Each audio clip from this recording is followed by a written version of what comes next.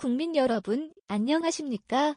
여기는 대한민국 대표 정치 전문 플랫폼 한국정치TV입니다. 더불어민주당의 공천룰은 총선 1년 전에 확정됩니다. 따라서 오는 4월이 민주당의 공천룰을 결정하는 기한입니다. 이 공천룰의 방향을 결정하는 것은 정치혁신위원회입니다. 혁신위가 여러 의제를 제안하거나 공천의 기초룰을 만들면 이것을 최고위원회에서 논의하는 구조입니다. 보통 혁신위에는 외부 인사들을 앉힙니다. 그런데 현재 혁신위 위원장은 친명계로 분류되는 장경태 의원입니다.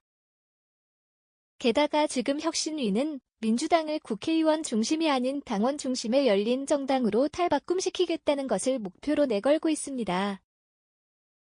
그렇기 때문에 비명계 의원들은 혁신위가 공천룰을 친명계 의원들에게 유리하게 만들 것이라고 의심하고 있습니다.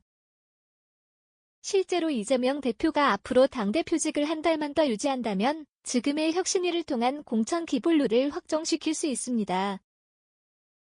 그러나 이재명 대표가 지금 물러난다면 상황은 바뀝니다. 당장 비상대책위원회가 만들어지고 총선 공천룰 논의는 중단될 가능성도 있습니다.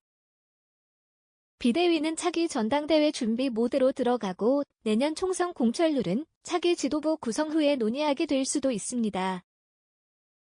민주당 내에서는 사법 리스크로 당 지지율이 계속 떨어지고 있는데도 이재명 대표를 중심으로 친명계 의원들이 뭉치는 이유가 여기 있다고 봅니다.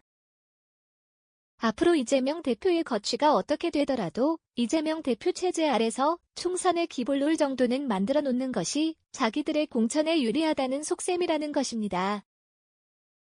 정치적 계산에 능한 이재명 대표가 이것을 모를 리 없고 그래서 이재명 대표의 사퇴 가능성은 거의 없다는 것이 당내의 전반적인 분위기입니다.